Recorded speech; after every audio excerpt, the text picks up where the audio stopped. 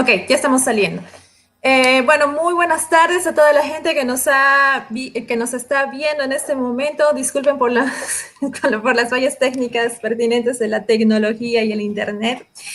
Yo soy Lila Andrea Monasterio, soy miembro del colectivo Ecofeministas Salvajinas y en esta ocasión estamos presentando nuestra serie de webinarios COVID-19, Miradas desde las Mujeres, porque creemos que hay muchos temas que son muy importantes seguir conversando más allá de los que están en la agenda y en las noticias todo el tiempo, como es el tema de salubridad en general y cómo está llevando cada país esta pandemia.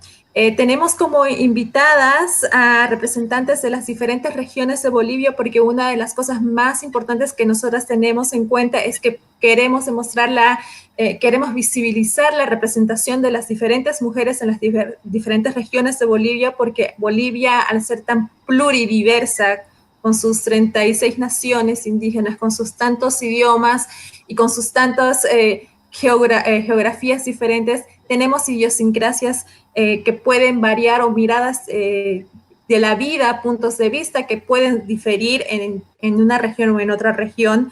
Pero bueno, lo que nos convoca en este primer webinario es para hablar sobre los feminismos en general.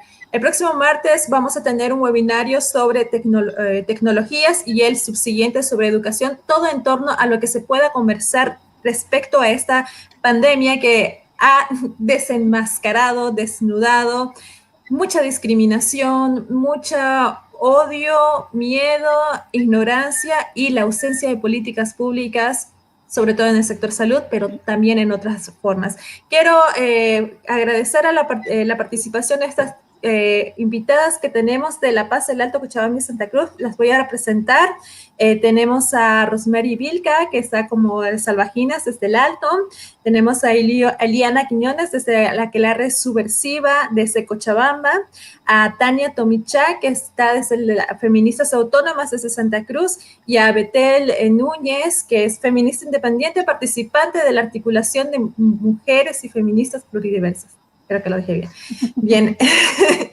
Bien. Vamos, quisiera que me cuenten un poquito cada una qué es lo que hacen y qué es lo que está haciendo, qué es lo que están haciendo en este momento ustedes en sus colectivos, brevemente. No sé quién quiere empezar.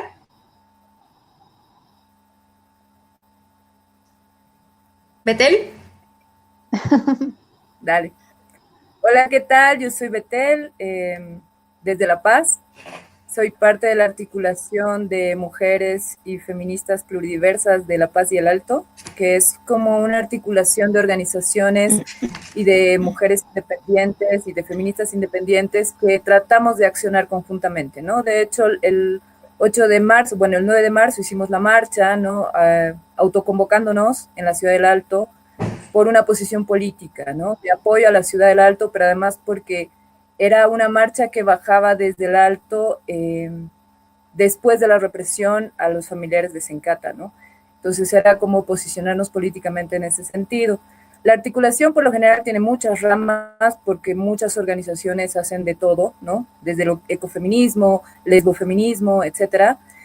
Y por lo general lo que intentamos hacer es como que generar una acción conjunta en aspectos muy fuertes, como el tema de la violencia, feminicidios, incluso estamos ahorita construyendo una bolsa de trabajo para un apoyo colectivo entre mujeres. Queremos sacar un periódico feminista, que estamos armando eso ahora, entonces estamos como que tratando de atacar el problema del patriarcado, el capitalismo y el colonialismo desde diferentes perspectivas, pero también, digamos, haciendo que la cosa sea mucho más clara, mucho más ágil y mucho más práctica, ¿no? Eso. Bien, ¿quién quiere continuar? Eliana.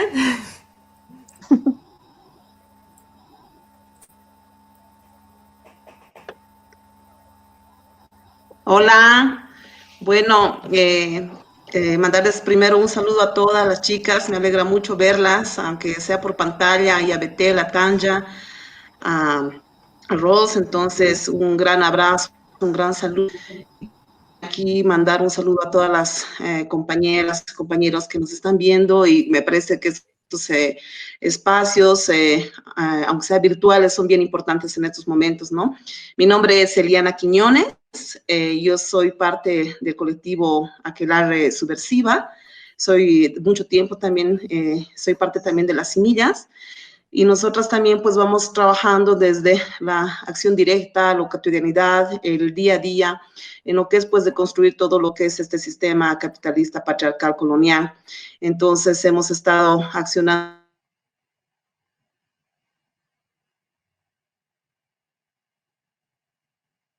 los muros, en todos los espacios pues que hemos podido encontrar, la cocina, etcétera, y pues cada día conformando pequeña comunidad entre mujeres pues que nos da las alternativas de poder de construir estos los espacios más bien de represión y construir espacios de liberación.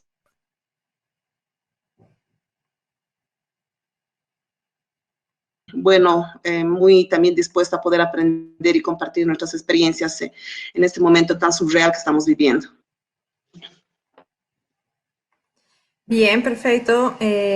Tania. Hola, buenas tardes. Mi nombre es Tania, soy parte del colectivo Feministas Autónomas de aquí de Santa Cruz. A ver, un poco para contextualizar, porque, a ver, desde el año pasado creo que somos como la piedra en el zapato en momentos de crisis. Hemos tenido 3 momentos de crisis en Santa Cruz: la Chiquitanía, la quema, una crisis ambiental, la crisis del paro, digamos, que también tuvo como epicentro Santa Cruz, y la crisis sanitaria del COVID, que obviamente es nacional, incluso mundial. Siempre intentando como colectivo que no se silencie la voz crítica que puede existir frente a mecanismos que hemos visto y que estamos viendo de represión y de opresión. En este momento estamos más activas online porque es lo que toca dado el momento, sacando siempre lo que se pueda para visualizar cómo está actuando el Estado y qué creemos que se debe poner al centro, que creemos que debe ser el cuidado y la vida, y políticas de salud en vez de políticas de represión. Pero seguramente también podemos hablar de otras actividades que hemos tenido. Hemos sido parte del Parlamento de Mujeres aquí en Santa Cruz, somos parte también de la Articuladora Crítica de Feminismos, que fue la que impulsó el Parlamento aquí en Santa Cruz. Hemos estado también en la marcha del 8M haciéndonos presentes, y siempre con actividades que tienen que ver con la toma de la calle, por ejemplo, poniendo en duda si la policía nos cuida o no, y distintas actividades que son más que todo para poner como en disputa un poco la narración que hay aquí en Santa Cruz, que suele ser muy conservadora. Perfecto. Bueno, y por último, Ros, ¿qué nos puedes contar de tu trabajo? Bueno, buenas tardes a todas, a todos y a todos también los que están conectados, ¿no? Bueno, yo me llamo Rosemary Vilca, soy parte del colectivo ecofeminista Salvajinas. Ya tenemos como unos 5 años más o menos actuando, activando, ¿no? Y pensándonos también, ¿no? Nosotras hemos estado a lo largo de todo este tiempo, ¿no? Activando, ¿no? Por el medio ambiente, ¿no? Por los derechos de las mujeres, el derecho de la naturaleza, ¿no? Y desde una perspectiva más económica, ¿no? Cuestionando también este Estado, ¿no? Las políticas públicas, ¿no? Que están extractivistas, sobre todo, ¿no? Priorizadas por los gobiernos de turno, ¿no? Y no así la vida. Entonces, en este momento, nosotros bueno, lo que nosotros actuamos es con articulación, ¿no? Y siempre con articulaciones de organizaciones de mujeres, ¿no? Pero también en articulación con las organizaciones indígenas de tierras altas y tierras bajas. En este momento tan difícil, ¿no? Y tan particular, que debemos quedarnos en casa, lo que estamos haciendo, ¿no? Es tratar de ser la voz de estas organizaciones, ¿no? Hemos publicado o estamos dando seguimiento en nuestra página con los pronunciamientos y cómo están enfrentando también las comunidades indígenas, ¿no? Del Madidi, ¿no?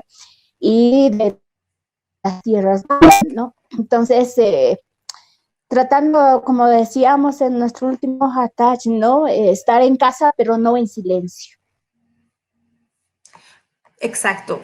Creo que mantener la voz viva es algo que tenemos que hacer en estos momentos de pandemia porque a nombre de no es momento de cuestionar, no es momento de decir algo, no es momento, siempre no es momento de nada. Entonces creo que siempre es el momento de seguir hablando y de seguir diciendo, sobre todo en este momento donde las violencias de género, las diferentes violencias en los diferentes niveles, no solo individuales, sino sociales, como se está viendo, por ejemplo, lo que está pasando en la frontera con Chile, o el linchamiento que hay a personas que han sido, que están enfermas, o sea, es todo un tema que se tiene que seguir, que se tiene que seguir hablando. Bien, vamos a la primera pregunta.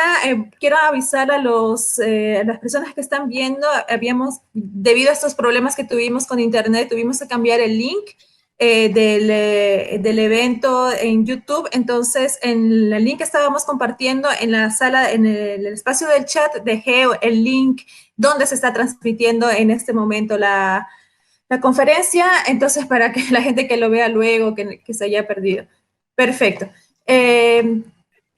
Vamos a empezar con la primera pregunta, que sería, ¿cómo sienten que se están organizando a nivel, que se está organizando el tema de la pandemia a nivel nacional, departamental, municipal? ¿Cómo sienten que se están haciendo las cosas en este momento en las diferentes regiones donde ustedes estén? No sé o sea, qué falencias se están tomando, qué se están haciendo, qué medidas se están haciendo, y si creen que estas son las adecuadas para este momento. Siempre desde la perspectiva feminista, ¿no? No sé quién quisiera comenzar o de nuevo denomino yo.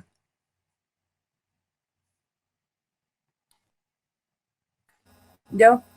Ya, a ver. Dale. Dale.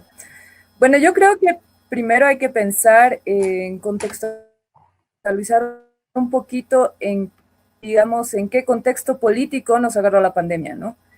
No podemos olvidar lo que ha pasado en octubre y noviembre del año pasado, donde ha entrado un gobierno golpista, ¿no? Que ha empezado a desmantelar, digamos, las empresas nacionales diciendo que estaban en quiebra, lo que suele hacer los procesos fascistas y neoliberales como con el que estamos viviendo ahorita. Entonces esto contextualiza toda una situación política, ¿no? Y de un contexto social de mucha convulsión, pero además de mucha... se ha racializado la lucha, es decir, se ha generado una lógica de que los masistas son los salteños o los de Sacaba, etcétera, y entonces desde esa lógica es que se parte la lectura ahorita, ¿no? Hay una lectura racializada, como les digo, porque se ha asumido que el otro o la otra, alteña, diferente, etcétera, ¿no ve? La gente del pueblo es masista y por lo tanto salvaje, ignorante, etcétera, ¿no? Entonces por eso digo que se ha racializado este contexto ahorita. En ese sentido, en este contexto político en que hemos heredado desde octubre, noviembre, diciembre, etcétera, de un gobierno que es autoritario y que debería haber sido transitorio y que gracias a esta pandemia sigue aquí, hemos caído en esta pandemia, vale la redundancia, pero con una lógica súper fascista, ¿no? Porque el gobierno ha empezado desde una lógica de la militarización, ¿no ve? Entonces, ¿qué ha generado esto? Que no se tome en cuenta las diversas y múltiples lógicas económicas de reproducción de la vida, y ahí entra el tema de las mujeres, ¿no? O sea, nunca se plantea desde esta lógica de cómo las mujeres sobreviven en este contexto, ¿no? Y, por ejemplo, las mujeres somos el 70% de la población que es del trabajo informal, o sea, el 80% de las mujeres estamos insertas en el trabajo informal.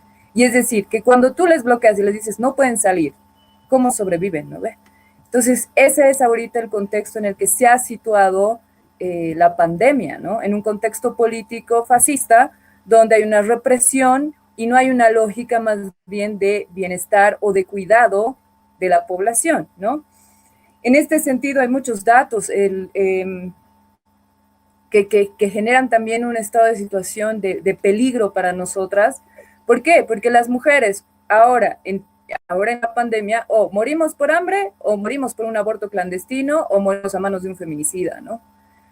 Y eso es lo que lamentablemente está pasando. Tengo datos, por ejemplo, 3 feminicidios han dado en 5 días de cuarentena, ¿no? De la cuarentena total.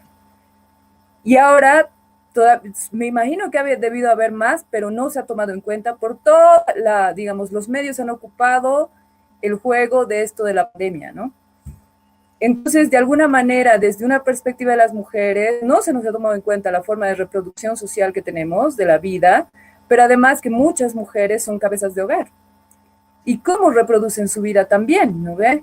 Entonces, hay una miopía estatal, represiva, en la que estamos inmersas ahorita todas, ¿no? Pero también en peligro porque estamos confinadas, la mayoría, con tipos violentos. En el diario ha salido que reciben en Cochabamba 5 denuncias, ¿no? Por día, que antes recibían 10. Pero imagínense viviendo con un feminicidio en tu casa, cómo una persona sale a denunciar. Además que no hay movilidad, no hay cómo llegar, la FELCC además se tarda 1000 años en llegar. Entonces es un contexto muy complicado y muy peligroso para nosotras las mujeres, ¿no? En ese sentido también está en cómo se va a generar después de esta pandemia un shock económico, porque si bien han puesto políticas de que no van a pagar sus créditos hasta junio o 6 meses, creo ahora ya es, todo ha sido como una política de negligencia, ¿no? Y desde una lógica desde una perspectiva de clase media que tiene un trabajo seguro, que puede trabajar desde su casa, que tiene incluso internet y demás, pero no se ha tomado la lógica del 70% de la población que no tiene esas condiciones, ¿no? Y entonces, ¿cómo generas que las familias, las mujeres sobrevivamos a esto? Ese es el tema, ¿no? Otro punto que es importante tomar es cómo esta militarización que vinimos viniendo desde octubre, se está convirtiendo en una lógica cotidiana. Estamos acostumbrándonos a ver militares y a controlar disciplinadamente, ¿no? O sea, ya he escuchado en diferentes comentarios en la radio de gente que dice, no, pues es que así es la disciplina, así vamos a superar el virus. Pero tú dices, en realidad, ¿cuál es el virus que se está expandiendo? Uno es el miedo, otro es el racismo que hay contra las personas del Alto aquí en La Paz, ¿no? Contra personas que no pueden no quedarse en su casa sin conseguir el pan de cada día. Entonces se está generando esta lógica del miedo, de la represión, como una lógica de disciplinamiento y de disciplina de una sociedad. Entonces, yo temo mucho que esto se convierta en una lógica de organización social, ¿no? Y ese es el riesgo que estamos corriendo ahorita, ¿no? Creo que a nivel discursivo también es terrible lo que está pasando, porque si bien se sigue con la lógica desde octubre, noviembre del año pasado de esta represión y de esta racialización del otro, lo vemos ahorita con los compañeros chilenos migrantes, bolivianos que vivían en Chile y que se están volviendo porque no hay trabajo allá. Lo que dice el director de Migraciones ayer, dice, son masistas que quieren venir a desestabilizar. Y tú dices, ya, puede ser que sean masistas, pero eso no significa que no estén viniendo a sus hogares a tratar de sobrevivir, ¿no? ¿Bajo qué lógica lo está pensando? Bajo una lógica racializada, politizada, donde están pensando que el otro es el que quiere venir a destruir la supuesta disciplina que tenemos ahorita, que está totalmente militarizada. Y yo creo que si no habría militares, no sé cuántos estuviéramos confinados en nuestras casas, ¿no ve? Entonces, el discurso ahorita es súper represivo y creo que esa no es, bajo ninguna circunstancia, la salida a una pandemia, ¿no? Sino que esta pandemia ha generado otro tipo de virus, como dice Zizek, ¿no? No el virus de la solidaridad, sino el virus del miedo, de la xenofobia, del racismo, que reflota cuando hay momentos de crisis y más ahorita en un tiempo de pandemia. Pero además que afecta más a las mujeres, porque a las mujeres siempre, en tiempos de guerra, en tiempos de pandemia, en tiempos de crisis económica, las mujeres somos las que tenemos que responder por la reproducción de la vida, ¿no? O sea, ¿quiénes somos las que estamos buscando el alimento todos los días? ¿Quiénes tenemos que cuidar a las guaguas, hacer tareas, etcétera, confinadas, además, ¿no ve? Porque de alguna manera, como los hombres están confinados de otras formas, ¿no? Es otra manera como viven el conflicto y es otra manera como vivimos nosotras, ¿no? Creo que hasta ahí he lanzado algunas cosas y dejo que las compas ahí sumen las ideas. Muchas gracias, Betel. ¿Quién quiere continuar con esto, con la primera pregunta sobre cómo estamos viviendo esta situación en Bolivia? ¿Ayer? Sí, primero quiero saber si se me escucha bien o si prefieren que apague quizá la cámara. ¿Se escucha bien? ¿Se escucha bien? Ah, ya, perfecto. Bueno, igual parto de la idea de un poco contextualizar cómo se ha vivido aquí en Santa Cruz. Pues Santa Cruz, como dije, tiene 3 momentos que ha dificultado demasiado el momento actual. O sea, el momento previo de la quema de la Chiquitanía y el tema del paro son 2 momentos que seguramente han impactado de una manera distinta acá, y a eso se suma que es la ciudad con más casos de COVID-19, ¿no? Como decía la compañera, como decía Betel, la lógica del disciplinamiento que hubo desde el momento del paro, sin duda alguna se ha visto reforzada en este momento también aquí en Santa Cruz, ¿no? Y lo que puedo decir que nosotros visualizamos, observamos desde un primer momento, es igual, como decía Betel, una política del desorden y la improvisación frente a algo que evidentemente no habían previsto que podía pasar, que se vio sumada a una histeria, creo yo, por parte de las autoridades, tanto municipales como nacionales. Y yo creo que es importante mencionarlo. Esa política del miedo no solo vino en forma de represión, en forma de policías y militares en las calles, a cargo del cuidado, como nos quieren hacer ver y que no lo es así, sino también de parte de discursos que iban direccionados a un miedo en la población y que ha creado sin duda alguna un nivel de histeria colectiva que no ha ayudado en nada y que ha logrado un hacinamiento total y ha conglomerado a personas en espacios como son los supermercados y los mercados. Nosotros tuvimos un momento en el que ni siquiera sabíamos a quién hacerle caso, porque evidentemente nos tocó un gobierno de transición que no está, creo yo, logrando tener las capacidades de asumir lo que debería asumir, y además está en campaña. O sea, el gobierno actual está en campaña, el municipio está en campaña, y el municipio está, como lo sabemos, con Camacho, y la gobernación y el Estado central pertenecen a Unidad Demócrata. Entonces llega un momento en el que ni siquiera las autoridades logran coordinar. Entonces tuvimos un momento aquí en Santa Cruz en donde ni siquiera sabíamos exactamente cuáles eran las reglas del juego, qué es lo que estaba pasando y a quién debíamos hacerle caso. Y eso sin duda alguna ha estresado a toda la población en su momento, en esos 4 días en donde no sabíamos si entrábamos a cuarentena o no entrábamos a cuarentena, ¿no? Hemos visto y hemos observado una falta total de un protocolo. Lo vimos con el paciente cero, que igual estuvo aquí en San Carlos, la paciente cero, y una falta de humanidad para enfrentar esta pandemia. Hablaban de justamente la pandemia como una pandemia del miedo y del racismo, y eso es lo que se ha observado aquí con la paciente cero, ¿no? Ha sido increíble el hecho de que personal médico bloqueara todas las instalaciones médicas a donde podría haber llegado esta señora.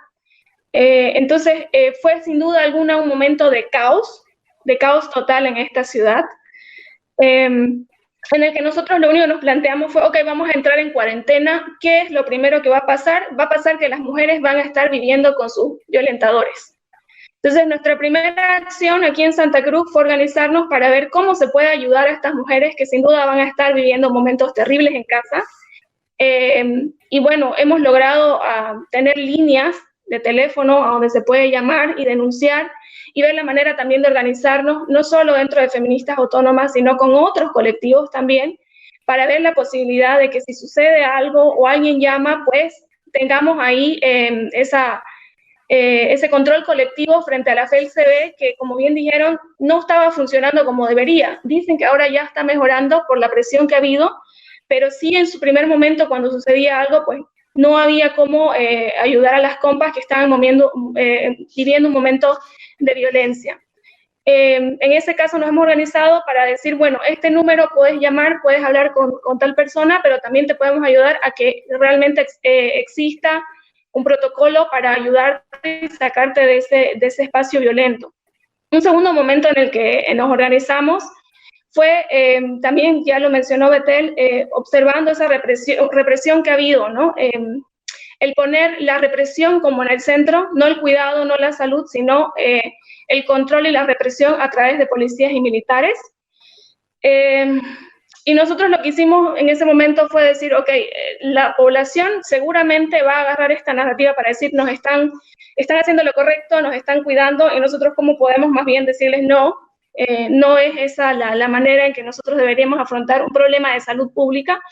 Y fue donde sacamos el afiche donde pedíamos test masivos, que en realidad lo seguimos pidiendo, ¿no? Pedimos que se ponga en el centro la vida, la salud, el cuidado, y no así un sistema de represión que aparte, observamos, fue localizado. Es decir, fue en barrios populares. El control aquí, férreo y duro, es en barrios populares. Es en zonas en donde generalmente se vive del comercio informal. Entonces, sí hay también un privilegio de clase, por así decirlo, en ciertas zonas en donde no hay ese control y puede haber mayor movilidad y una represión constante en zonas populares como La Villa, el Plan 3000, zonas que siempre han vivido del comercio informal. Y el siguiente ciclo que vimos que era necesario era justamente hablar y reconocer el trabajo del cuidado como un trabajo que históricamente nos ha pertenecido a las mujeres. Es decir, hablar de aquellas personas que iban a estar en primera línea, como ser las mujeres de limpieza. No solo dentro del país, sino reconocer que somos un país que exportamos personal de cuidado y de limpieza, que seguramente ahorita en otros países también se encuentra en primera línea, sin la protección necesaria y seguramente sin la protección del Estado, porque muchas de ellas son migrantes que no tienen los papeles, y también ver que aquí estaba sucediendo algo similar al que no tenían los cuidados o no tienen hasta hoy en día los cuidados, el personal de limpieza en las calles, el personal de salud, también obviamente las enfermeras que tienen que comprarse sus propios equipos de cuidado. Aquí en Santa Cruz así ha sido la orden, no es que hayan llegado grandes cantidades de ropa de bioseguridad, y también reconocer el trabajo de las campesinas y campesinos, que son quienes al final del día también salen en primera línea a vender sus productos y a mantener la canasta familiar llena de alguna manera, y que están expuestos totalmente a ser parte de la línea de contagio primaria, y que tampoco obviamente se están tomando los cuidados de ir a dejarles el material, y que se espera más bien y se traspola esta responsabilidad al ciudadano común de que él es el que tiene que comprar, vestir y cuidarse, ¿no?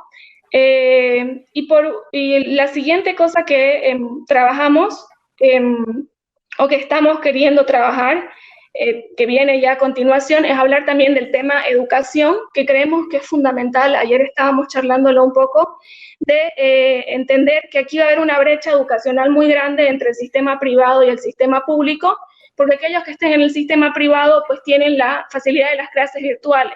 O sea, no decimos que la cuarentena no esté bien, o sea, es necesaria, pero no solamente la cuarentena, porque la realidad concreta de Bolivia y precisamente del Alto es que es más del 70% es gente que vive al día, ¿no?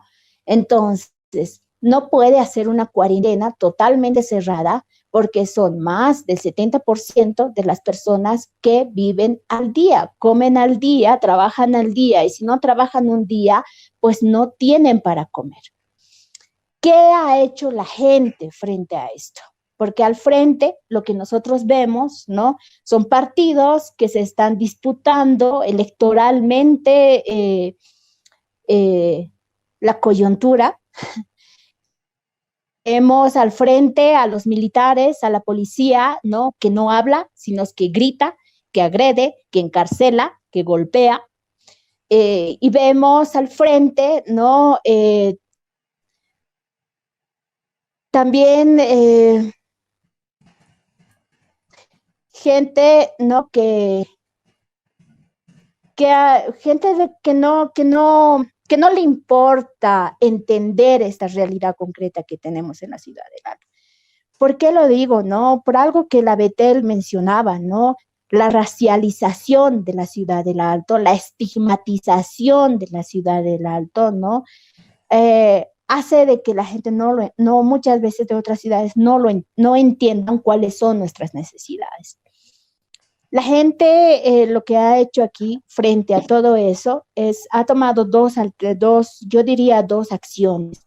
Uno, que hay un porcentaje importante que se ha ido al campo, que ha preferido salir de la ciudad e irse al campo, porque ahí por lo menos va a tener algo de qué comer. Y es gente que todavía tiene sus tierras en el campo.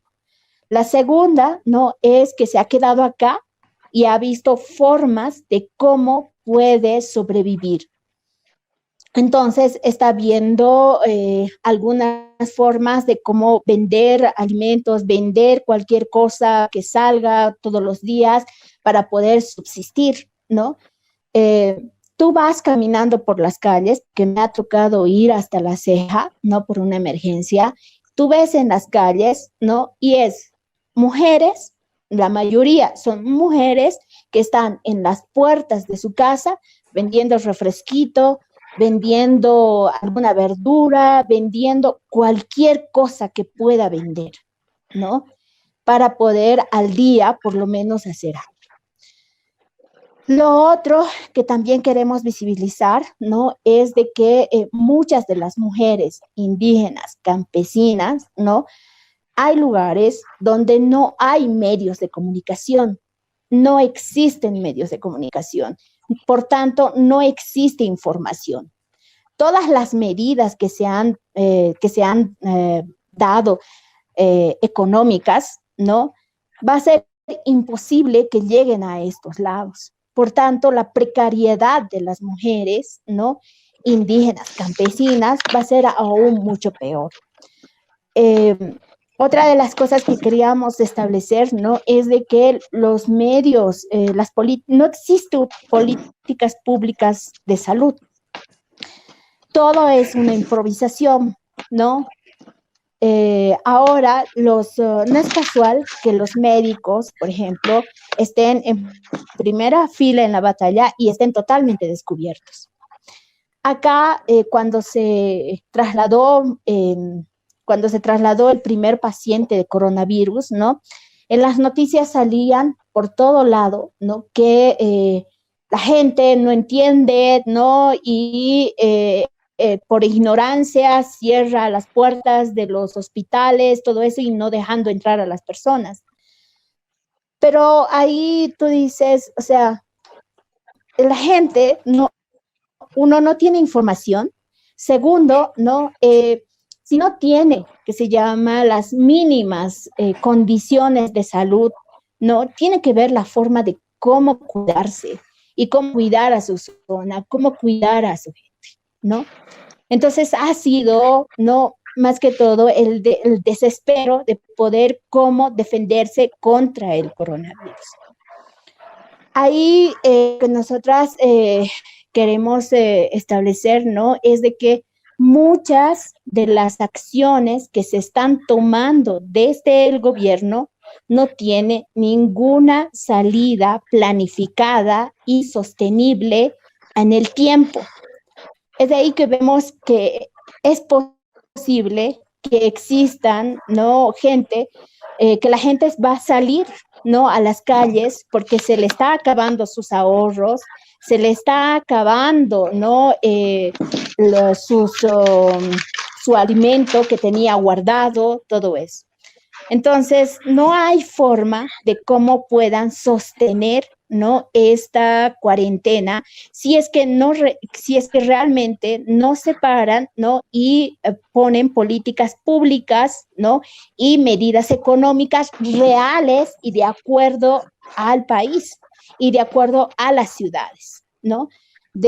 Y sobre todo algo que queríamos decir sobre todo, ¿no?, es de que no hay políticas públicas diferenciadas, ¿no? Como te dice, parece, ¿no?, las políticas copiadas desde allá hasta aquí, ¿no?, de Europa aquí, ¿no?, sin tener en cuenta nuestra realidad. Y en nuestra realidad, ¿no?, hay el 70% de gente que vive al día, ¿no? Y también hay pueblos indígenas, ¿no? Y pueblos y campesinos.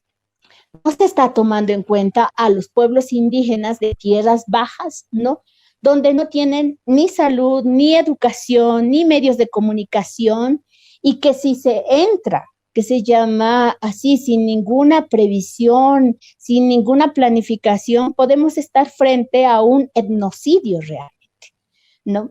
Entonces, es importante, ¿no?, exigir, no sé en qué medida pueda ser posible, pero es exigir políticas públicas diferenciadas, ¿no?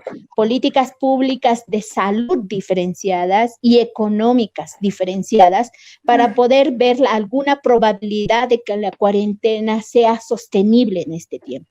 De lo contrario, ¿no? La gente, como muchos de mis vecinos me dicen acá, ¿no? O te mueres de hambre lentamente en tu casa, o te mueres del coronavirus rápido. Y prefiero morirme rápido, ¿no? Eso es muy Eso, duro, Lina. Ros. Bueno, es interesantes los aportes que se hacen desde el alto y que nos están dando a ver otras miradas, ¿no? Vamos a continuar con Liana desde Cochabamba. Adelante, compañera. Bueno, sí creo que al escucharlas a todas ustedes tenemos varias coincidencias y creo pues que este momento que estamos viviendo de la pandemia se han vivido muchas en la historia, pero es la primera que va a ser una pandemia global, ¿no? Y por lo tanto creo que va a marcar un momento histórico de aquí adelante, cómo se va a organizar el mundo, cómo se están organizando los estados, cómo se están organizando los países y las naciones, ¿no? Y eso realmente nos tiene que llamar mucho la atención como sociedad, como comunidades, como organizaciones, pues para hacer un frente también a todo lo que se está viniendo, ¿no? Entonces, creo que estos momentos de la pandemia, en los hogares de todo Bolivia y del mundo, siento que, pues, realmente nos ha llenado de miedo, de incertidumbre, de zozobra, etcétera, etcétera, y no solamente en Bolivia, sino en el mundo entero, ¿no? Por todo lo que cada día vemos en la toxicidad de los medios de comunicación y de los discursos que se da a través del gobierno, ¿no? Entonces, creo que a todas las zonas nos está llamando profundamente a reflexionar en el día o cuando no puedes dormir en la noche, qué mundo estamos habitando y qué mundo es el que queremos habitar. Y creo que esas respuestas, cada uno les da a sí mismo del lugar que le ha tocado vivir esta pandemia, ¿no? Porque también vemos que esta pandemia cada uno está viviendo desde un lugar diferente, de acuerdo a los privilegios, a las vulnerabilidades, a las precariedades que tiene. Y eso también marca, diremos, una forma de poder respondernos el mundo que habitamos, ¿no? Entonces, creo que eso nos llama mucho a la reflexión y pienso que cada hogar lo está haciendo. Entonces, coincido en esta lectura que ustedes hacen de forma general en el país, porque definitivamente en Bolivia estamos viviendo como de shock en shock, ¿no ve? De crisis en crisis. Como mi caserita me decía cuando iba a comprar las verduras, me decía, estamos traumados, ¿qué vamos a hacer? Porque realmente también hay una cuestión emocional muy profunda que estamos viviendo aquí en estos territorios, porque aún no hemos podido digerir lo que ha pasado en la crisis de octubre, no hemos terminado de entender todos esos hilos tan nefastos, tan jodidos que se han ido moviendo, y nos viene una crisis epidemiológica como la que es del coronavirus, ¿no? Entonces, y luego nos viene lo que son las elecciones, entonces estamos en un constante, diremos, movimiento social, económico y de transformaciones tanto cotidianas, políticas, muy duros para cada una de las personas que estamos aquí en Bolivia, ¿no? Entonces, creo que es importante empezar a reconocer, a analizar y a reflexionar sobre estos puntos para poder tener miradas más amplias y miradas que realmente puedan ser transformadoras en el sentido que pongan en el centro la vida y puedan realmente transformar la vida de las personas y que podamos vivir dignamente esta cuarentena, ¿no? Entonces, creo que coincido con la mayoría de ustedes cuando hablamos primero de un colapso sanitario histórico. En Bolivia se vive un colapso sanitario histórico que no solamente tiene que ver con los 14 años que el MAS no ha hecho nada, sino tiene que ver también con que el neoliberalismo no ha hecho nada, con las dictaduras no han hecho nada, y todos los partidos que ahora se quieren reciclar y salir nuevamente a la palestra no han hecho nada para mejorar las condiciones de salud de Bolivia, ¿no? Entonces, el colapso sanitario es histórico, ¿no? Ir al hospital es a que te maltraten. Y eso lo sabemos todos muy bien. Entonces, ahora lo que está sucediendo en Bolivia, la falta de insumos, la falta de capacitación al personal médico, la falta de seguridad que se está dando, etcétera, en los hospitales, llama mucho a la preocupación, porque también hasta los mismos médicos están amenazando de hacer paros en esta situación, porque se ven desnudos para poder enfrentar un tema como es el COVID, ¿no? Entonces, es por un lado este colapso sanitario que es histórico, que ningún gobierno, ningún estado, la salud del pueblo, ¿no? Entonces, por otro lado, también es lo que decían las compañeras, se está reafirmando un discurso autoritario y fascista, ¿no ve? La fascistización del país no inició en octubre, sino inició ya mucho más antes, pero se ha hecho mucho más profundo en este tiempo de la crisis, y ahora se está como queriendo posicionar como la forma en la cual vamos a hacer frente a esta crisis, ¿no?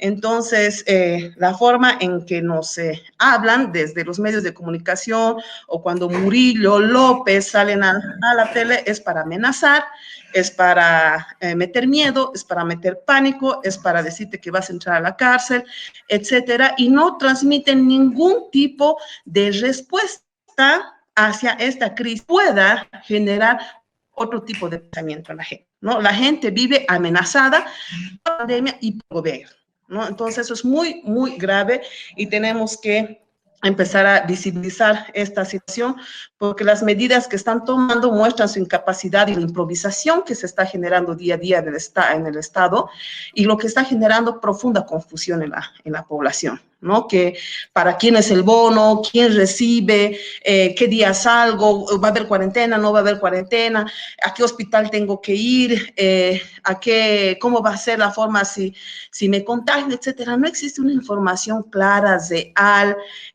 amable a la gente para poder enfrentar esto, y más bien se genera esta confusión en la que la gente está entrando a una desesperación.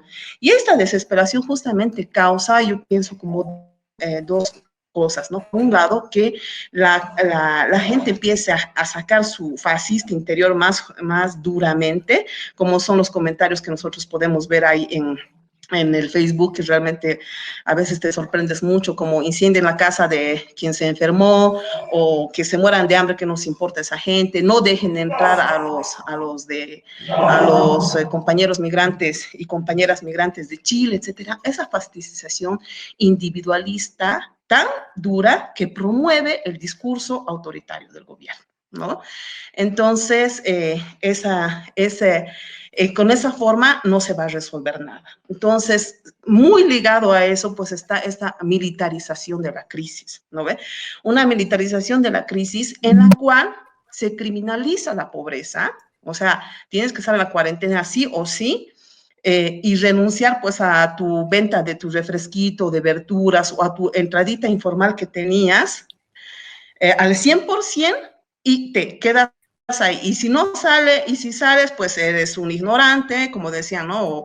O estás poniendo en riesgo, te vamos a meter a la cárcel 10 años, etcétera, etcétera, porque en el mismo periódico sale, ¿no? El que no cumple la cuarentena o sale sábado y domingo, saldrá, puede estar, se le puede dar 10 años de prisión. Esas son las amenazas permanentes que se genera a través de esta militarización de la crisis, en la cual el hambre se está criminalizando y lo peor es que se criminaliza también la caridad, ¿no? La gente que está saliendo a entregar víveres, a organizarse, por ejemplo, aquí en Cochabamba, en la zona sur, la gente se ha organizado, y porque la gente de la zona sur, que es de los barrios periféricos, marginales, aquí de Cochabamba, siempre ha sido muy organizada, siempre ha resuelto sus necesidades a través de sus propias manos. Así ha sido la cuestión del agua, de sus caminos, de sus viviendas, y lo ha hecho siempre. Y como es una forma comunitaria de resolver las cosas, también en esta crisis ha salido a poder recolectar víveres para la gente que no tiene. La respuesta es decir, no, esa gente quiere política, es masista, etcétera. Entonces, se criminaliza la solidaridad, ¿no? Entonces, es muy peligroso en estos tiempos que más bien el apoyo mutuo es la respuesta, ¿no? Y por otro lado, es lo que estamos viendo y lo que la compañera compartía, la situación de los hermanos y hermanas que en Pisiga, ¿no ve? Aquí vemos claramente la crueldad del autoritarismo del gobierno, ¿no? Y es una forma de aleccionar a todos y todas nosotros que vivimos en estos territorios para decir, si no haces lo que el gobierno dice, te vamos a realmente confinar, te vamos a castigar, vamos a hacer cumplir, sea como sea, nuestros parámetros nefastos de solucionar esta situación. Entonces, también ahí es muy duro este disciplinamiento que las compañeras justamente manifiestan y el aleccionamiento para que te quedes callado y para que, diremos, cumplas sin decir nada lo que están diciendo el gobierno, ¿no? O sea, que no quieren aceptar la crítica. Entonces, aquí también hemos visto en Pisiga, hoy día estaban los militares queriendo gasificar a la gente y salió ayer Vidal, han debido escuchar una de sus, que se dice de su posición, diremos más bien dicho, de lo que decía ahí en la televisión, decía, ¿no? Que la gente es masista, que está apagada, que quieren romper la cuarentena, que nos quieren poner en riesgo, que quieren matar a 11 millones de bolivianos. Eso es tenaz, ¿no? Porque vemos que se criminaliza la tendencia política, ¿no? Porque, bueno, al final, ¿qué nos importa si son del más, del menos, de quien sea? La gente pues tiene derechos y los derechos tienen que ser respetados, ¿no? Entonces, esa criminalización de la tendencia política, de la pobreza, del hambre, está pues también criminalizando el cuerpo del pobre, el cuerpo de la mujer pobre, ¿no? De la persona vulnerable. Entonces, las personas vulnerables son pues esos que tienen otra tendencia política que no es la de ellos, ¿no? Son los salvajes, los ignorantes y etcétera. Y eso está creando, diremos, la profundización de la polarización que tanto le interesa, diremos, a los estados, al gobierno y a los partidos que se abra sin ningún tipo de reflexión, ¿no? Entonces, estamos viviendo esta militarización, siento, de la crisis, y lo que preocupa es de que hasta cuándo se quedan esas medidas, ¿no? Porque no va a ser que la cuarentena va a terminar el 15 de abril o si se va a extender, que los militares se van a ir felices a sus cuarteles. Eso no va a suceder. Los militares se van a quedar en las calles. Hay medidas que se van a quedar. ¿Cuáles van a ser? Entonces, esa constante control, vigilancia, amenaza se está convirtiendo en una política estatal y a través de esta pandemia se quiere legitimar, ¿no? Y quieren normalizar y nos quieren acostumbrar. Y eso tenemos que realmente denunciarlo permanentemente. Entonces, también esta desigualdad, este clasismo con que se está viviendo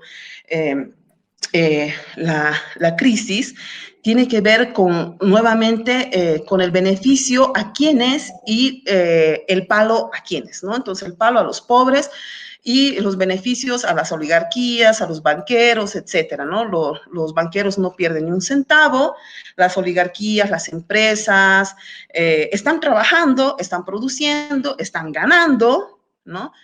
mientras que la casera ha renunciado a su trabajo, ha renunciado a su platita, a su entrada única para cumplir la cuarentena, porque si no también si sales igual te van a dar cárcel, ¿no? Entonces, ese tipo también de manejo de a quienes también esta pandemia va a beneficiar, siempre a los ricos, ¿no? Entonces, eso es muy grave porque también decían que una denuncia de los trabajadores de la COP es de que se ha sacado los fondos de la AFP para inyectar a la banca plata. O sea, les preocupa inyectar a la banca plata cuando la banca gana, pero diariamente un montón de plata de las deudas que paga la misma gente que se ha prestado. Y de nuestros fondos solidarios se prestan, ni sin pedir ni siquiera autorización de nadie, se inyecta la plata para que la banca siga bien, más bien normal, etcétera, pero a la gente con un bono de 500 bolivianos le quiere callar y le quiere decir que todo está bien y que le estás ayudando, y más bien el gobierno en toda esa improvisación genera realmente filas, caos y pone en mayor vulneración a las personas. Y en mayor vulneración especialmente a las personas como son nuestros viejitos, nuestros abuelitos, que son por los que van a hacer cola. Hoy día en Cochabamba ha llovido toda la noche y los abuelitos estaban bajo la lluvia haciendo las colas larguísimas para cobrar estos bonos. Bonos que no llega también a la gente que también necesita, que de la mujer universitaria, soltera, que no tiene hijos, no tiene trabajo, pero que es estudiante, que de ella, o de el albañil o de la señora del mercado informal, que de ellas, ¿no ve? Entonces, son políticas realmente que no están pensadas para responder a las necesidades sociales. Por otro lado, también estos discursos, hay un compañero, bien lo decía, del ministro de Salud, decía, el heraldo de la muerte, le decía, porque sale todas las noches para decirnos cuántos personas se han enfermado, contagiado y cuántos se han muerto. Eso es lo que escuchamos de Clavijo. No escuchamos ningún tipo de respuesta, si se ha dado insumos, cuáles van a ser los protocolos de tratamiento, cuáles van a ser los protocolos para que una persona que sienta que realmente se ha contagiado puede ir a un hospital, etcétera. Pueden decir que hay protocolos, pero eso es mentira. Sabemos que hay gente que ha ido transitando de hospital en hospital y no la han recibido en ningún lado, ¿no? Pero el ministro eso no habla, ¿no? Hoy día salía la noticia que han dado un kit a una comunidad, creo que eran 2 guantes, 5 barbijos y no sé, ¿no?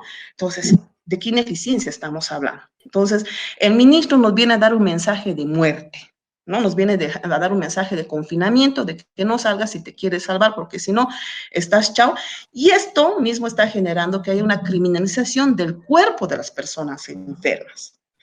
Porque se habla hasta de infectados, ¿no? Yo no sé si será el término correcto en salud para hablar de las personas que contraen el coronavirus, pero cuando hablamos de infectados ya ponemos un prejuicio a la gente que ha enfermado, porque la gente enferma no es porque quiere, la gente ha enfermado por diferentes circunstancias, ¿no ve?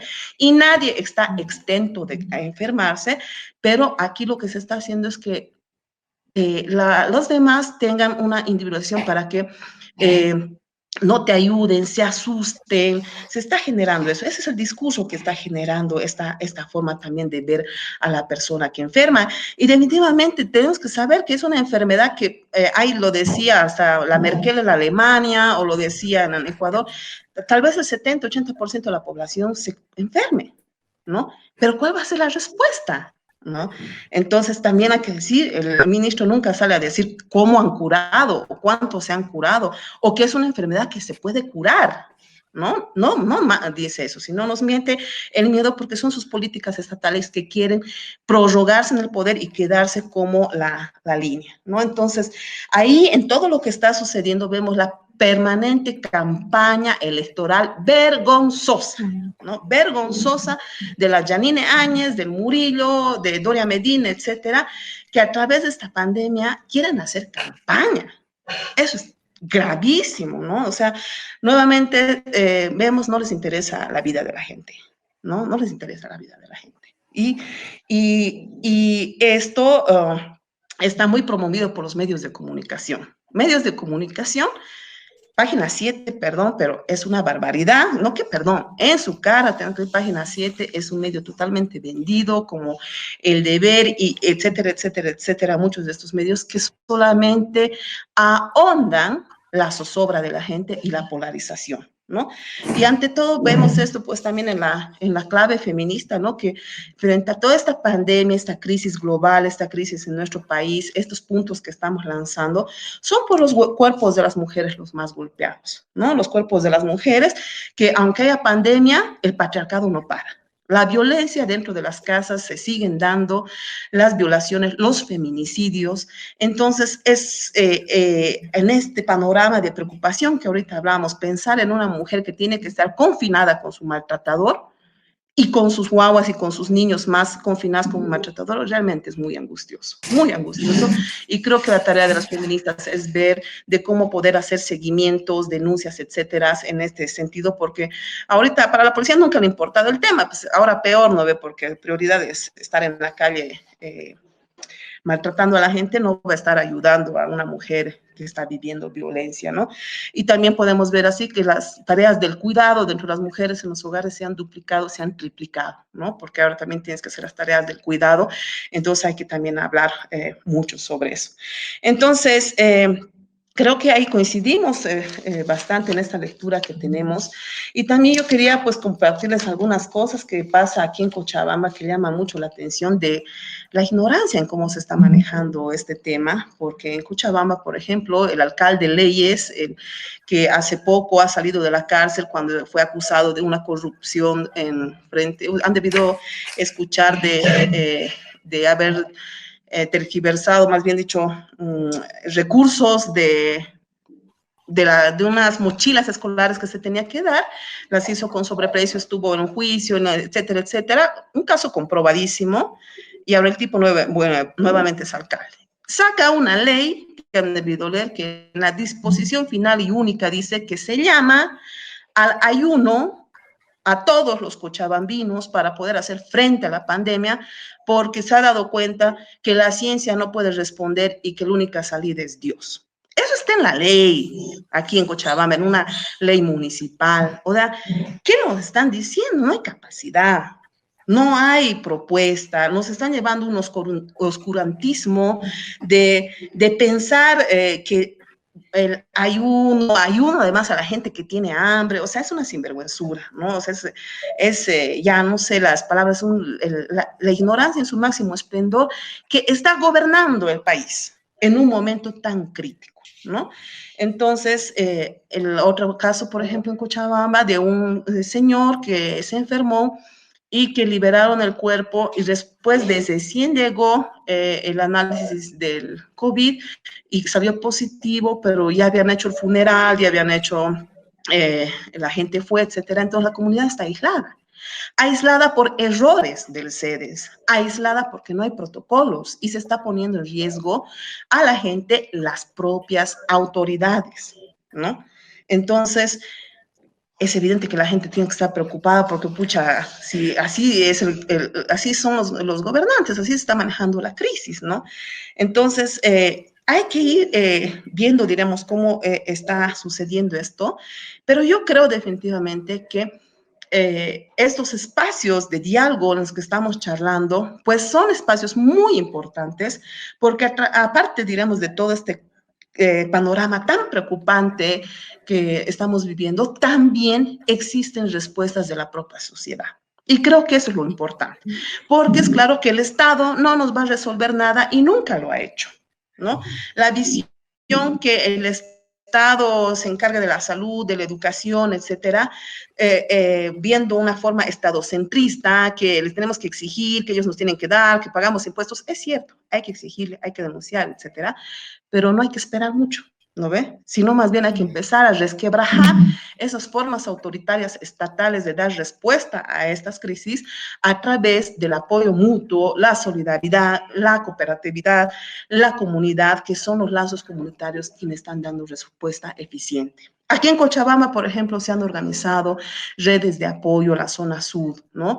Que ha empezado a recolectar víveres y están repartiendo a las familias que faltan. Los compañeros del trópico han traído, si no me equivoco, 40 toneladas de fruta para repartir a la gente que tiene necesidades, ¿no? Los empresarios creo que han dado 4 toneladas de pollo a los militares y a los policías, pero la gente ha traído sus 40 toneladas de fruta, ¿no? Y están repartiendo y, y, y entonces se están generando esos tipos del apoyo que creo que son importantes que debemos empezar a trabajar. Aparte, diremos, de lo que es esta forma de la crítica y la denuncia, que no tenemos que callarnos, tenemos que empezar a trabajar, ¿no? Porque aquí el virus es el capitalismo, el virus es el Estado. Entonces, tal vez para más ratito dejamos las otras ideitas que iba pensando, chicas. Ok, muy bien, muchas gracias, Eliana. Bastante extensa tu respuesta. Vamos a continuar. Vamos a cambiar un poquito cómo estaba planificado esto, porque por cuestiones de tiempo y por cuestiones de los problemas que tuvimos con Internet, como que nos hemos extendido más de lo que teníamos planeado. Entonces, vamos a saltarnos directamente a las conclusiones, pero primero voy a hacer un breve repaso de todo lo que se vino diciendo, que hay ideas que que vienen siendo las mismas, ¿no? Como que vivimos de políticas improvisadas, vivimos en un gobierno improvisado, vivimos de políticas del miedo, políticas del desorden, que hay una constante campaña política, o se están pensando más en la campaña que en resolver la pandemia, ¿no? Que un tema de que vamos a tocar del próximo al subsiguiente martes, que es la educación, que esto es un lugar que está siendo afectado, pues, porque al tener los privilegios del Internet, de tener una computadora, de tener datos, no los tienen todos y no están dándose, como en otros países, canal de televisión abierta, donde están pasando las clases, por lo menos de algún modo puede ayudar eso, ¿no? Ese es un punto que me parece muy interesante, que lo vamos a retomar en el tercer webinario. También estamos hablando sobre que estamos viendo mucha histeria colectiva dentro del gobierno, y que no se trata solamente de los últimos 14 años de gobierno que pasaron, sino se trata del neoliberalismo, que no hizo nada y nadie hizo nada en realidad, no por la salud, ¿no? Que en este tiempo es difícil vivir dignamente en una pandemia que, debido a las cosas que vinieron pasando, la crisis política que vivió Bolivia en noviembre, en sectores como el Alto, por ejemplo, y en general en la población, en diferentes territorios, es difícil ver al gobierno y a los militares como alguien que te va a ayudar, ¿no? Entonces, estas son perspectivas que hay que tener en cuenta y de las cuales tenemos que salir de nuestra burbuja de privilegios, y donde todo pasa de una manera y como pasa en mi manera y en lo que conozco es así, cuando en realidad hay muchas formas de ver todo lo que está pasando, ¿no? Entonces, vivimos con constantes amenazas, pero no nos avisan de las respuestas, no nos están diciendo sobre las respuestas sanitarias, ¿no? Y creo que es bien importante remarcar que en estos momentos Bolivia no debe ser el único país que está viviendo esto, pero creo que particularmente en Bolivia se dan las cosas de una manera idiosincrática bastante peculiar. Se está criminalizando el hambre y la solidaridad. Me quedo con esa última frase para dar paso a la siguiente pregunta, que sería como también ir cerrando todo eso, porque ya venimos charlando sobre esto. La segunda pregunta era como, ¿cuáles son tus críticas a la sociedad, al Estado, qué le recomendarías? Muchas de esas cosas se vinieron respondiendo, entonces quisiera que si me pueden decir desde sus perspectivas, desde sus lugares, dónde están ahorita La Paz, Cochabamba, El Alto, Santa Cruz, que como cerrando el tema, ¿qué recomendación podrían dar o qué cuestionamiento más puntual se podría hacer? Por favor, no nos extendamos de los 10 minutitos para que podamos cerrar esto. ¿Ok? Si es menos, mejor. Bueno, no sé quién quiere comenzar.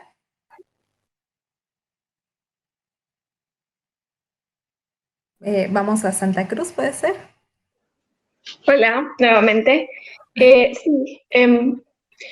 haciendo como un resumen entre conclusiones y las preguntas 2 y 3 que había, Creo que es importante ver que ya estamos como que en un proceso de ver o visualizar, ver pinceladas de cómo esto se está desarrollando tanto a nivel nacional como a nivel global. Y creo que ya es posible decir que sin duda alguna los estados y sus mecanismos de control se están viendo fortalecidos, no solo en Bolivia, sino que esto es una tendencia mundial, y que se están viendo fortalecidos también los discursos nacionalistas, que es otra cosa que nos preocupa mucho. Creo que si algo ha puesto en duda o algo ha hecho que colapse el coronavirus ha sido justamente los sistemas o supuestos sistemas de integración que tenía el sistema capitalista, y ha empezado a ver esas grietas, ¿no? Esas grietas que tiene el sistema. Y frente a eso, frente a esos discursos nacionalistas, pues yo digo, los feminismos tenemos que intentar de alguna manera colocar lo que ya se iba construyendo, que es una política transfronteriza de los feminismos, consolidar la solidaridad con otros, y otros colectivos y las vinculaciones que ya teníamos, porque va a ser necesario. O sea, yo creo que saliendo de esta crisis vienen momentos todavía más duros, ya los mencionaron algunas compañeras. Este mega fortalecimiento del Estado trae también una hiperfortalización, creo yo, del sistema capitalista en sí, que seguramente nos va a pegar con mucha más fuerza, tanto en la explotación de una clase trabajadora. Creo que ya se está viendo en algunos lugares cómo las empresas van a operar, en los despidos masivos, en el hecho de poder recortar no solo personal, sino también sueldos, cortar derechos. Vamos a seguramente ver mucho de eso. Y sobre todo aquí en Santa Cruz creo que va a haber una justificación de parte del Estado para los megaproyectos extractivistas. Creo que ya puedo visualizar y estar 100% segura de que aquello de lo que hemos luchado desde los territorios, con el caso, por ejemplo, de Rositas y la mega represa, probablemente vaya a ser muy hablado y muy disputado saliendo de este proceso de coronavirus, porque se va a justificar una avanzada extractivista, voraz y violenta para salvar la economía. Y eso creo que tenemos que empezar a trabajarlo y a ver y a problematizarlo, y cómo vamos a enfrentar esto, porque nos va a tocar enfrentar una arremetida sumamente violenta por parte del capitalismo. Estamos en un contexto de campaña, y ese contexto de campaña nos pone o nos quiere poner bajo un discurso polarizador, y cualquier crítica se vuelve político-partidaria, y hay que recuperar esa voz, ¿no? Aquí nos pasa mucho que nos tildan de masistas, en algún momento nos tildaron de bolsonaristas, no sé, la gente creo que está en un momento en un discurso o en una narrativa de campaña en la que no logra ver que tiene que haber un proceso de críticas a lo que está pasando, y es necesario que recuperemos esa voz crítica y dejemos el silencio de lado. Me preocupa mucho acá la Chiquitanía, que ha sido golpeada ya el año pasado con los incendios, y ahorita las comunidades silenciadas, aisladas, probablemente sin los insumos necesarios para subsistir porque se han quemado sus chacos. Y es una preocupación que tenemos acá también, de poder visualizar qué está pasando más allá de las ciudades, cosa que no se está dando. Hay un silencio profundo en cuanto a lo que pasa en el campo y en las áreas rurales, que nos parece también fatal, porque necesitamos la información de saber cómo están nuestras compañeras en las comunidades.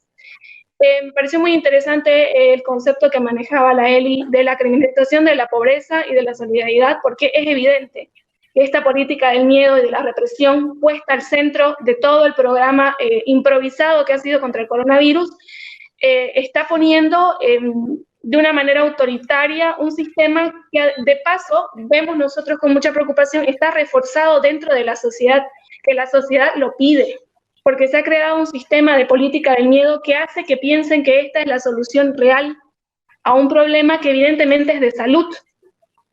Entonces sí, el Estado como gran ganador, con una implementación de política de guerra, que no ha sido solo implementada en Bolivia, pero sí es una política de guerra la que tenemos actualmente y no una de salud, ¿no? Y lo que nos toca también es fiscalizar, porque nos va a tocar de alguna manera a nosotros ver que, a pesar de que estoy de acuerdo con él y de que no teníamos que ser estadocentristas, pero el momento y el contexto actual nos va a hacer fiscalizar también lo que está pasando y seguir denunciando y seguir viendo a dónde se van esos fondos que hasta ahora no estamos viendo, llega realmente a la población que lo necesita. no sé si la palabra es ceder nuestras libertades, porque creo que nos las quitaron, no nos las pidieron. En ese momento en el que nosotros nos quedamos sin nuestras libertades más básicas, creemos nosotros que es algo momentáneo y que tenemos que tener claro que cedimos eso, pero no cedimos ni nuestro futuro, ni nuestras vidas, ni nuestros cuerpos. Y por eso tenemos que seguir exigiéndole al Estado. Yo, más que propuestas al Estado, creo que tenemos que exigirle al Estado, como lo hemos venido haciendo los feminismos desde antes, y recuperar esas luchas que hay atrás, que pareciera que quedan cortadas en los momentos de crisis y en los procesos de crisis, y como que las vamos sometiendo al momento, y que ahora tenemos que recuperar esa fuerza que tenían las chilenas, no se puede perder, esa fuerza que teníamos nosotros post-paro no se puede perder, se tiene que recuperar, porque va a ser necesaria para un momento post-crisis del COVID.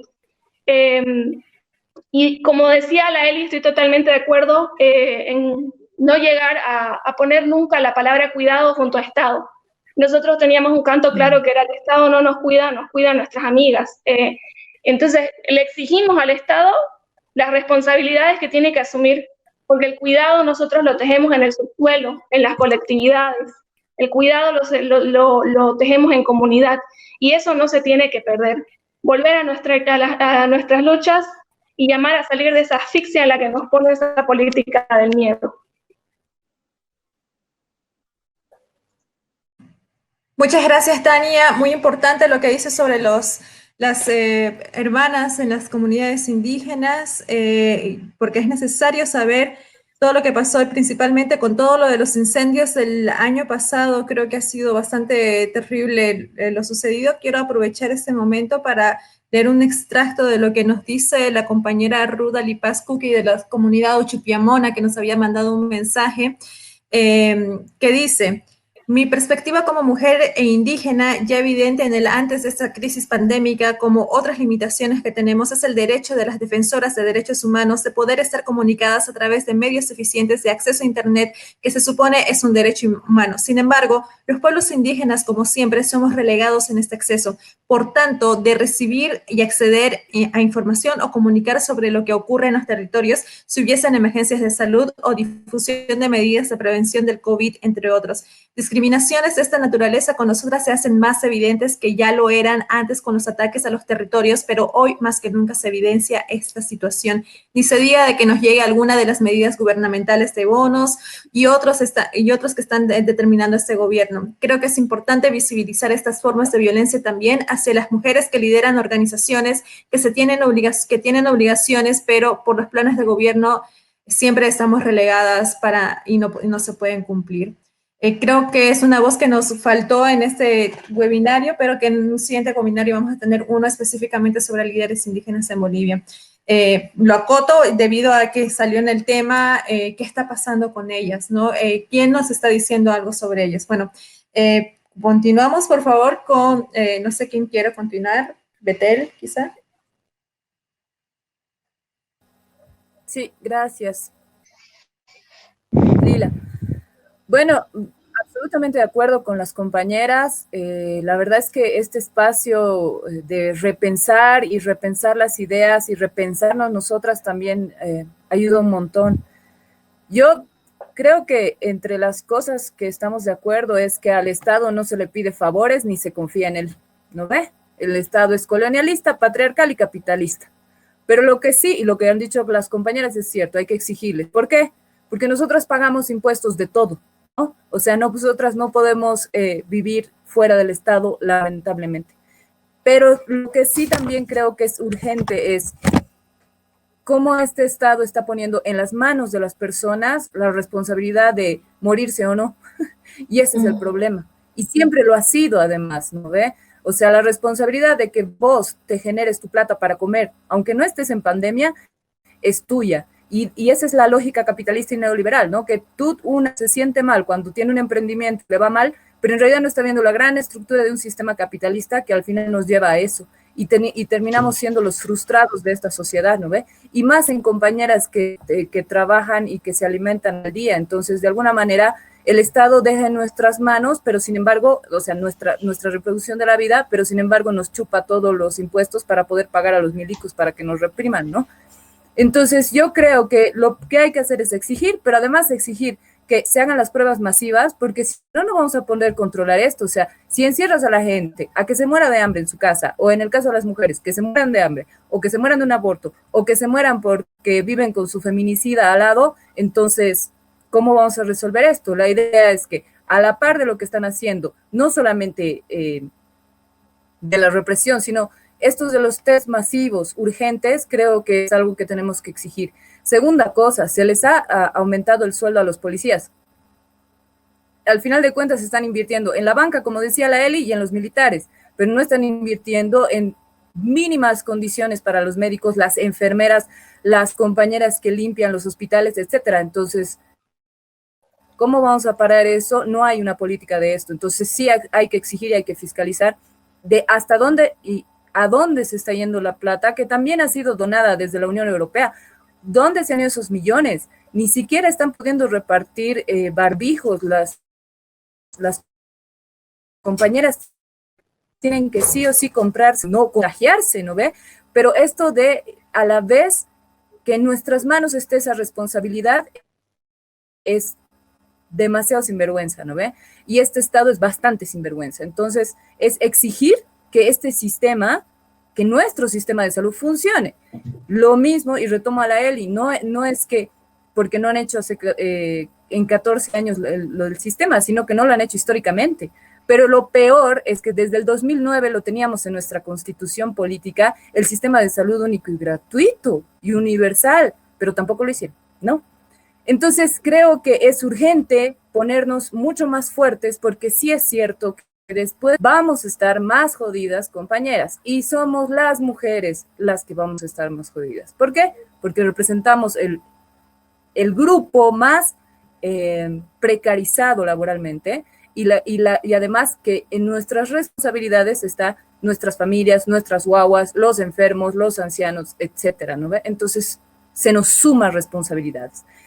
Yo creo que también hay que recuperar, por el otro lado, sacando de lado al Estado, al que siempre hay que ponerlo contra la pared y orillarlo, ¿no? Porque si no, no importa. Es recuperar estas resistencias de las que las mujeres y los pueblos indígenas y los movimientos sociales siempre han tenido en la historia, ¿no ve? Que es la organización. Se están viendo desde las ollas comunes, desde la solidaridad colectiva de los barrios. Hay cadenas de WhatsApps por barrios para colaborarse, tanto en comida como en compras de insumos, como en ir a la farmacia, etcétera, que son cosas que al final la gente genera por solidaridad, pero que también, y creo que es un punto que hay que resaltar, es que mucho de estas movidas más de organización, desde los barrios, desde las colectividades, viene desde las mujeres, porque hay una lógica de sobrevivencia, hay una lógica de... Entonces creo que eso hay que recuperar, y más ante despidos masivos, falta de trabajo más para nosotras. Entonces creo que incluso generar redes colectivas de trabajos, de ayuda, de otro tipo de formas de autogestión, creo que son necesarias, y creo que eso es algo que caracteriza también a los diferentes feminismos más autónomos, que vamos a poder sobrevivir. Sí, gracias, gracias, Betel. Se cortó un poquito al final de lo que dijiste, pero se escuchó casi todo. Es importante ver las diferencias de las diferentes feminismos, pero también lo que nos une, ¿no? No sé quién quiere continuar. ¿Eliana? ¿Continúo yo? Sí. Ya, Eliana. Sí. Bueno, creo que yo en estos momentos convocaría también a toda la sociedad en general a que podamos reflexionar absolutamente lo que les decía al último, que el virus es el capitalismo.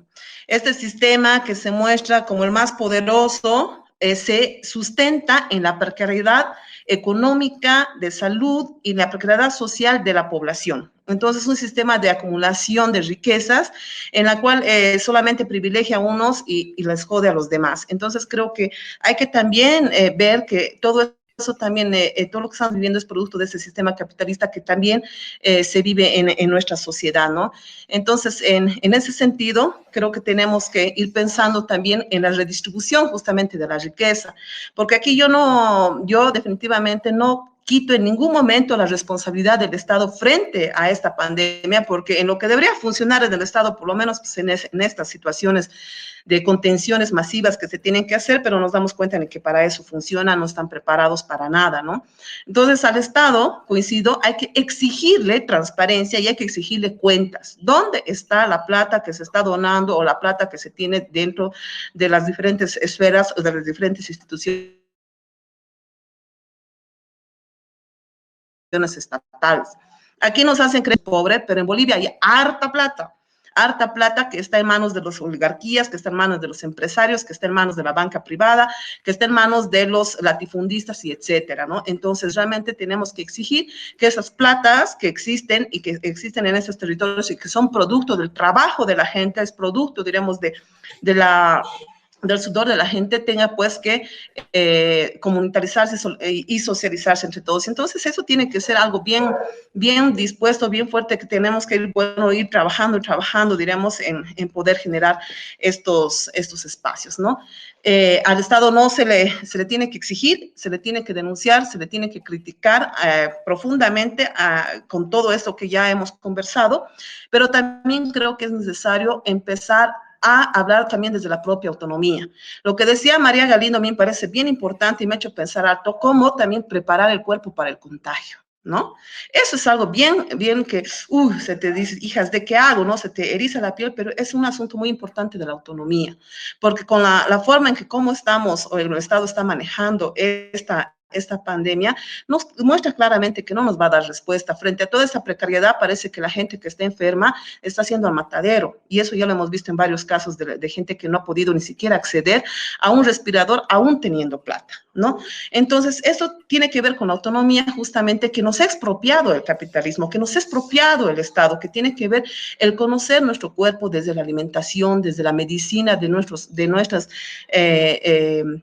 tradiciones ancestrales, desde los pueblos originarios, que pues tiene medidas de prevención en cuanto a la medicina, en cuanto a la alimentación, que nos han expropiado y nos han querido siempre meter y someter a un sistema médico y farmacéutico que te va a resolver los problemas. Entonces, también es tiempo de plantearnos ese tipo de autonomía para por lo menos prevenir que la enfermedad te llegue, o si te llega, pues te llegue en un cuerpo fuerte, en un cuerpo que esté con que tenga fuertes las defensas, ¿no? Entonces, también sabrá que en algún momento preparar nuestras casas y en el sentido que yo quiero decir es de que hay que empezar a transmitir un discurso también de esperanza, ¿no? Un discurso de esperanza en la cual pues no es esta de la muerte, de todo lo que va a suceder, sino que sí, definitivamente no vamos a negar la realidad. De aquí a más allá nos toca una crisis económica muy dura, que vamos a vivir justamente, como decía Betel, las mujeres y los sectores más precarizados, que son los trabajadores, los campesinos, etcétera. Pero entonces, en ese sentido, tenemos que pensar a corto y largo plazo, en cómo realmente hacer las redes de apoyo, los lazos comunitarios, cómo hacer, diremos, la distribución de los productos que ahora también en varios lugares ha sucedido, ¿no? Ya no sacan a los diferentes lugares, sino en sus barrios están ruequeando, están vendiendo. Plantearse otras formas de economía también comunitarias, plantearse las formas de la medicina, de la alimentación. Entonces, poder generar a través, diremos, de nosotras, y también es algo que ha hecho el feminismo siempre, el poner en el centro la vida. Entonces, la crítica al capitalismo, al patriarcado, al colonialismo, lo ha hecho siempre el feminismo. Y creo que esto también, nosotras estamos en nuestras casas, pero la lucha no se ha parado, la lucha no se ha confinado, sino que más bien estamos viendo diferentes mecanismos en cuál poder seguir la resistencia, pero no solamente la resistencia, sino la reexistencia a toda una sociedad ya decadente que se nos está queriendo condicionar a vivir, ¿no?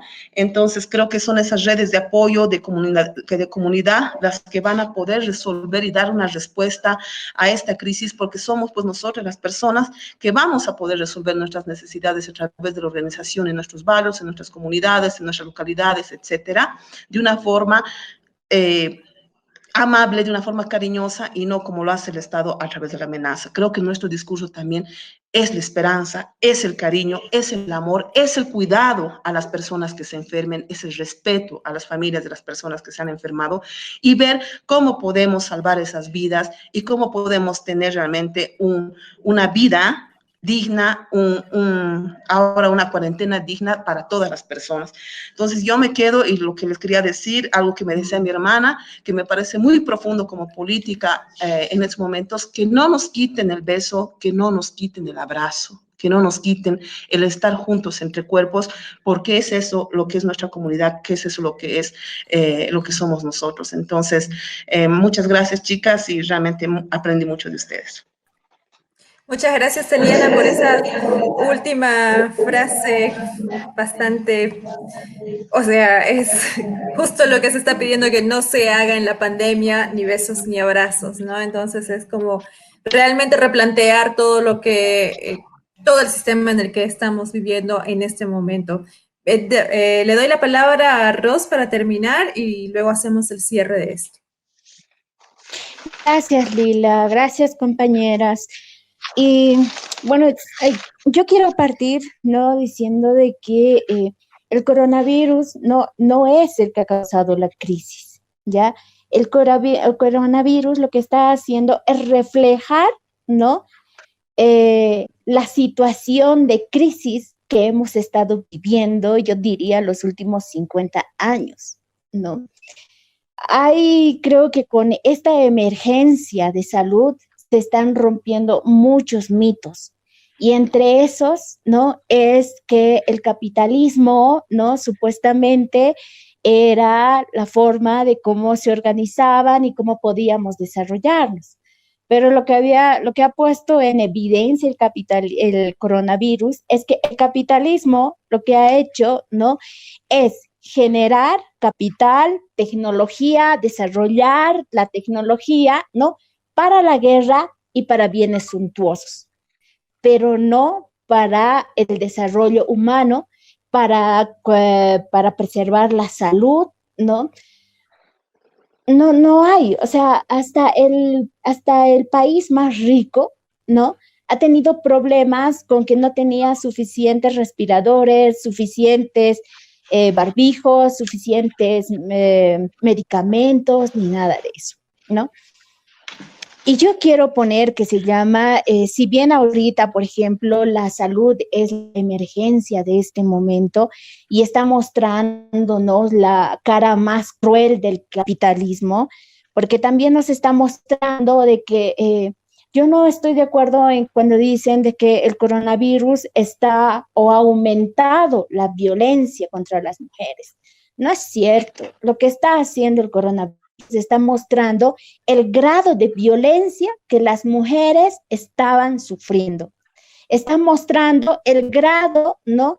de abandono de los sectores más empobrecidos de parte del Estado, porque al Estado no le importa el 70% de la población que es cuenta propista y que se las arregla como pueda, ¿no? Sin exigirle nada al Estado. Nos está mostrando, ¿no? De que el capitalismo lo que ha hecho, ¿no? Es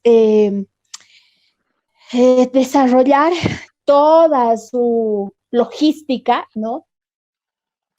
Para un modelo extractivista que prioriza, ¿no? las ganancias económicas o el desarrollo económico financiero, ¿no?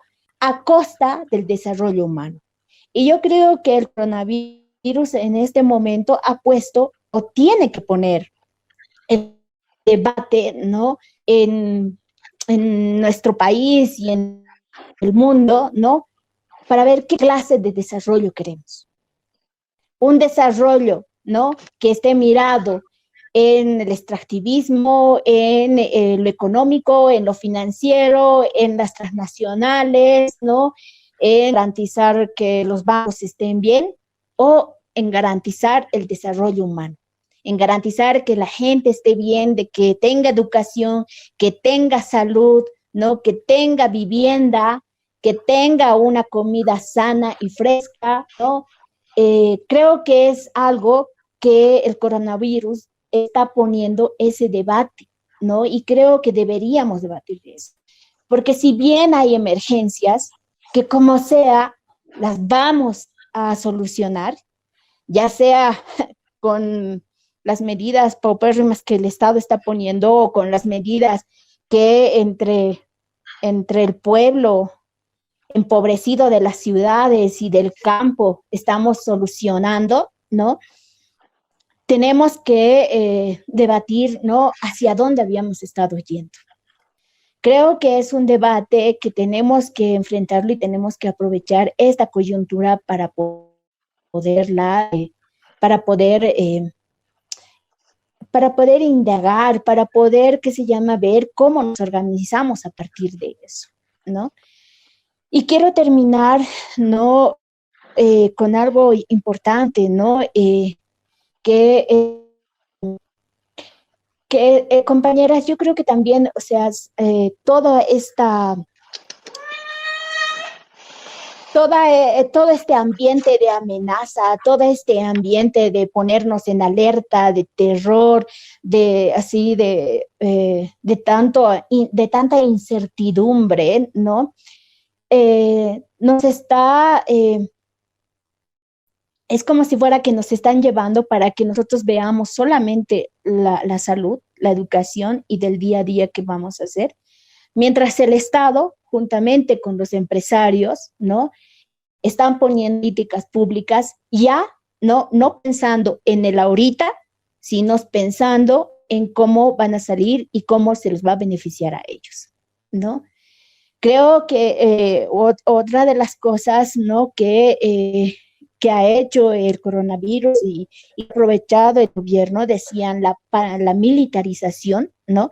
Pero yo creo que lo que ha hecho es militarizar aquellos territorios donde ellos no tenían pisada. Militarizar aquellos territorios, ¿no?, donde tenían cierto rechazo. Y militarizar aquellos lugares donde están los recursos naturales.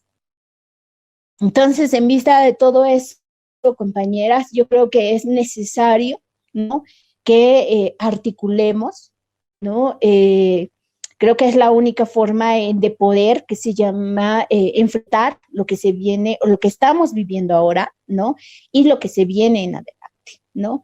Esa crisis económica, ¿quién la va a pagar? ¿Quién la va a financiar? ¿No? Tenemos que hacer que eso no la volvamos a financiar, pues nosotros, ¿no? Todo el pueblo, ¿no? Porque algo que he escuchado muchísimo estos días, ¿no?, en las noticias, es que los empresarios están planteando, ¿no?, que el Estado les pague o financie, ¿no?, financie toda la reestructuración, ¿no?, de estas empresas para que luego, después del coronavirus, puedan resurgir y para no cerrar o acabar con todos los empleos que ha habido. ¿Y de dónde va a sacar todo ese dinero? Va a sacar de los impuestos que directa o indirectamente pagamos al Estado. Una vez más, ¿no?, vamos a ser el pueblo, ¿no?, quien va a pagar, ¿no?, toda la riqueza y estabilidad de los empresarios. Ha pasado, ¿no?, y va a pasar ahora.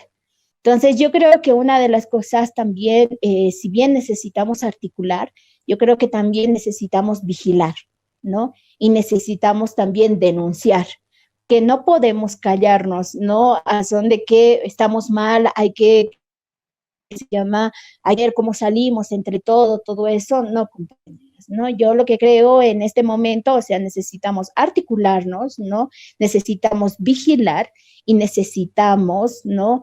Ver qué acciones desde donde estamos y después tenemos que tomar para poder, uno, resistir y en algún momento construir. Creo que eso es un reto que tenemos, ¿no? Y sobre todo también alertar, ¿no? Una de las cosas que decía las compañeras, ¿no? El sistema o el sistema económico extractivista que el MAS estaba empezando a implementar con todas sus políticas neoliberales en el país, este gobierno, ¿no? Los está ejecutando y los está consolidando a una rapidez increíble. Y después de la pandemia, ¿no? Lo que va a pasar es ejecutarlo, ¿no? Teniendo, teniendo este pretexto, ¿no? De poder salvar la economía del país. Entonces ahí pues nos espera momentos de lucha, ¿no? Y momentos en que como organizaciones de mujeres y organizaciones feministas, ¿no? Tenemos que, ¿no? Aliarnos y establecer estrategias para poder resistir, luchar, ¿no? Y ver pues cómo nosotros también podemos cuidarnos. Eso, compañera. Muchas gracias, Ros, por esta mirada sobre un poco de la economía que nos va a tocar duramente también a nosotras. Me hace recuerdo también un poco a lo que el alcalde de La Paz estaba diciendo de que le estaban pidiendo, los hospitales les estaban pidiendo insumos médicos que les iban a dar desde el municipio, pero solamente iban a servir para los que puedan pagar el hospital privado. Y es básicamente la misma lógica. Esta plata sale del pueblo y va a ir a parar a hospitales privados, que solamente la gente con plata va a poder acceder, ¿no? Entonces, hay un sistema de desigualdad muy grave allí. La inequidad latente de todo este sistema es lo que está siendo revelado en este momento. Para hacer un resumen breve de lo último que se dijo, podemos decir que se habló mucho de dónde está la plata que está llegando, ¿no? Porque hay mucho de no hay dinero, hay estas falencias. Bueno, la Unión Europea desembolsa dinero, ¿y dónde está esa plata? ¿Qué se está haciendo con eso? Tenemos que exigir al Estado las cosas que debería hacer el Estado. Se habla también de que no debemos depender tanto del Estado porque básicamente nos han expropiado la autonomía, que es lo que dijo Eliana, me parece una bella frase esa. También el tema de no solo la resistencia, sino la reexistencia y tener respeto por las personas que están atravesando esto, tanto así como las personas que han sido infectadas, como las personas que están en la frontera o los que tienen que sí o sí a salir a las calles. Y hay todo este discurso de básicamente muéranse, no nos importa a ustedes, y esto yo creo que es netamente el individualismo haciendo gala de su postura ante la vida. Hay que mantener la fuerza, así como las compañeras chilenas mantuvieron la fuerza. Creo que es un bonito ejemplo a seguir, este de mantener la fuerza, mantener la resistencia, mantener las ganas de estar haciendo las cosas, y también cuestionarnos cómo se van a beneficiar los empresarios con esta crisis, ¿no? Da mucho para pensar y da mucho más para hablar respecto a este tema, pero bueno, es hora de cerrar el webinario y yo quiero agradecer mucho a Eliana, a Rosa, a Betel y a Tania de diferentes ciudades de La Paz, de nuevo, para hacer esta representatividad de todas las regiones de Bolivia y no solamente centralizarlo en una región. Es muy importante para nosotras ver y dar esa visibilización, y siempre con la predisposición desde las Salvajinas a hacer articulaciones a nivel nacional, internacional, con las diferentes agrupaciones feministas, de cada una desde su feminismo, para poder seguir hablando, conversando, debatiendo, discutiendo y proponiendo sobre esta pandemia, que en este momento es lo coyuntural, pero nunca dejando de lado todas las luchas que nos convocan como feministas, desde cada una desde su mirada y su posición Esto sería todo por este webinario. Esto seguramente lo van a ver grabado porque se nos cayó internet. Bueno, fue todo un lío. Espero que para el próximo webinario, que será sobre tecnologías, y tendremos a gente de salud, del área de salud, de internet, hablándonos sobre estas problemáticas respecto a la pandemia del coronavirus de 19 en este 2020, que nos ha llegado a un planeta a replantearnos todas las cosas, y ojalá, como dicen las compañeras, sea también un momento para replantear hacia dónde habíamos estado yendo, qué estamos haciendo ahora y cómo podemos transformarlo. Muchas gracias a las chicas y bueno, será hasta la próxima ocasión.